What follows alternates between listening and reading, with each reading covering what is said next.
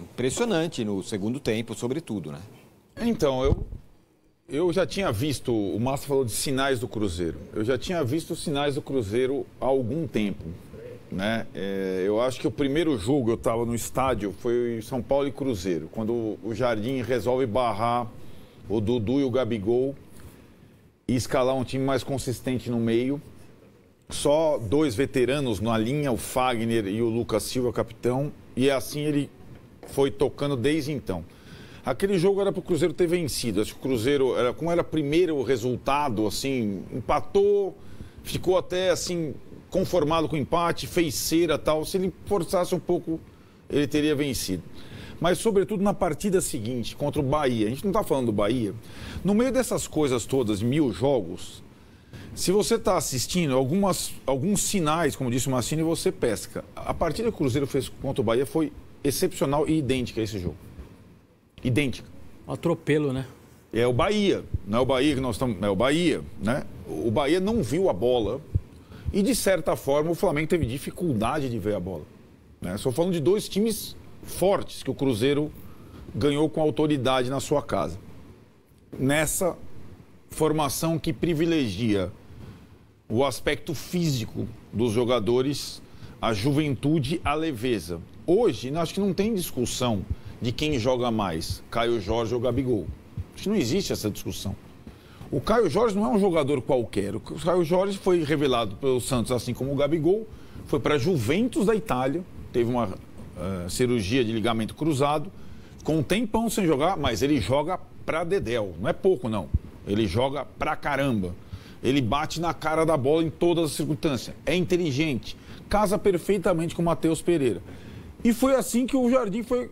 E o Christian, como contratação desse ano, porque o Cruzeiro não contratou só jogador veterano. O Cruzeiro contratou bons jogadores também. E aos poucos o Jardim foi sem nenhum comprometimento. Às vezes você foi peneirando. Isso aqui não, isso aqui não. O Gabigol entendeu, o Dudu não. Né, mas a gente falou aqui algumas semanas. O Gabigol entendeu. O Gabigol, a comemoração do Gabigol pós o gol com o técnico mostra uma coisa interessante e também desconstrói um pouco a imagem do Gabigol, nunca vai ser reserva, tal, que talvez no Flamengo, um dos maiores ídolos da história, fosse um incômodo. Ele está entendendo que no Cruzeiro ele não vai ser titular por enquanto, porque o outro é melhor que ele.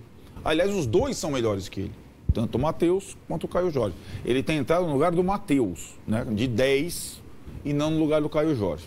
Então o Cruzeiro já tem um time e tem elenco, sobretudo se ficar fora da Sul-Americana, que é um vexame, está lá, é o pior time, mas se ele ficar fora da Sul-Americana, vamos ver como é que ele vai fazer no meio da semana.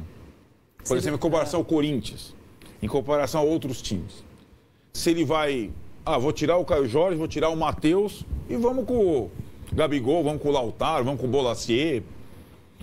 Se ele já, a partir, porque ainda faltam 3 datas da Sul-Americana. Tem 9 pontos. Se ele, desde já, deixar a Sul-Americana em segundo plano, que vier lucro, ele vai terminar essa primeira parte do Brasileiro brigando pela ponta. Porque ele ainda tem o Palmeiras e tem condição de fazer jogos que ele tem feito. Essa é uma questão.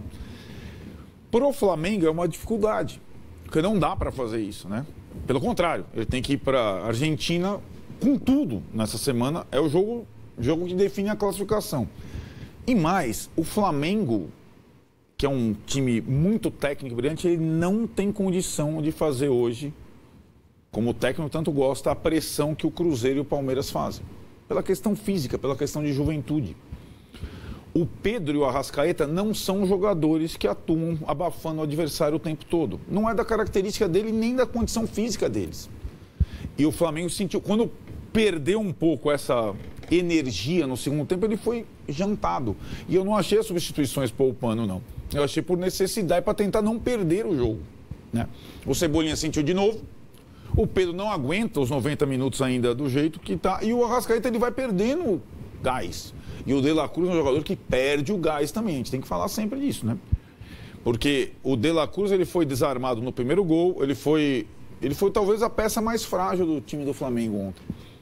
E quando o meio do Flamengo não joga, o Flamengo não é tão brilhante assim.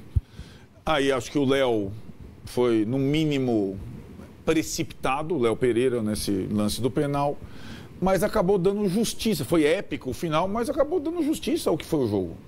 E acho que o Cruzeiro não dá, Tironi, ainda para a gente cravar que é o candidato à surpresa, já foi o Inter, tal, mas eu vejo o Cruzeiro em relação ao Inter, em relação a outros pretendentes lá no início, evidentemente por conta da grana e do elenco, com mais e não ter a Libertadores no meio, que a Libertadores exige demais a possibilidade do Cruzeiro, sim, brigar na frente nesse Campeonato Brasileiro. Pelo técnico que tem, pelas amarras que foram sendo destravadas, né? Porque eu imagino o Cruzeiro formado pelo Alexandre Matos e o Fernando Diniz, ia ser uma dificuldade, ia ser o Fluminense versão 2, né? Quando tem mais veteranos ainda para acomodar. E o Diniz gosta disso. O Diniz provavelmente acomodaria, não só por fazer relações públicas, mas porque ele acha que o jogo passa muito pela técnica. Hoje o jogo passa mais pelo físico que pela técnica. Se o cara é técnico com físico, então, como tem alguns jogadores do Cruzeiro, melhor dos mundos. Eu acho que o Cruzeiro não dá pra gente cravar, mas não foi a primeira exibição boa do Cruzeiro na temporada, não. Ele já fez outras e é interessante ver o time jogar. Alguns detalhes. O Cruzeiro é o único mandante 100%, né? Uhum. Ganhou os 4 jogos em casa. A situação no grupo que o Arnaldo teve falou. Teve um Uberlândia, né? E Tendo Vasco. que teve um Uberlândia. Teve o Uberlândia. Que era uma questão, vai levar pra Uberlândia. Não jogou tão bem. O Cássio teve que ajudar muito. Mas ganhou o jogo no final, né?